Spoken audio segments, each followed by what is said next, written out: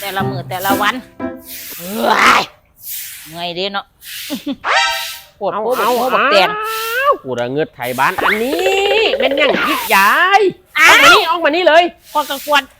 น้ำออกจากบ้านข่อยแล้วเนาะเดี๋ยวเงิดไล่ดอกแต่ล้างทุกมือที่พื้นนะเบิ่งในน้ำใหญ่ไปหอหน้าบ้านข่อยพูนะเป็นอย่างคือเฮ็ดจังซี่โอ้ยเนาะกูระเงิดไล่ดอกจะมีเงินจ่ายค่าน้ำปานนั้นตี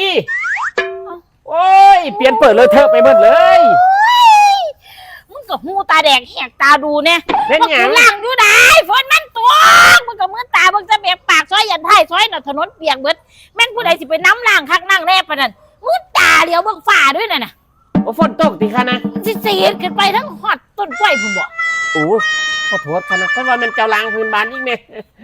มันฝนตกตีค่ะนะกูเงืดหลายเกิดเป็นมือมาจ้องหน้าจะกูกับบอได้ดาดอกบอสู้กันฝังมันบอได้ดาแบบนี้เขาเองคุยปรึกษากันปรึกษาหาหรือพอตายจะแจ็คซี่แล้วเนาะ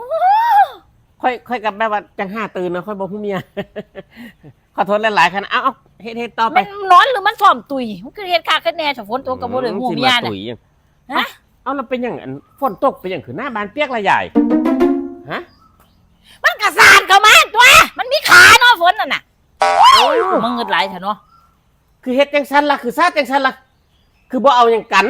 โอ้เอาด้ามฟอยใส่จักบาทบ่จะมาย่างอย่างน้ำไม่ย่างอย่างน้ำต้องเอาอย่างกันตอนฝนตกอ่ะต้องหาอย่างกันเข้าใจบ่เมียเด้เนาะแต่ว่าก่อนฝนไปบ้านจะไปพญานักยังไปนี่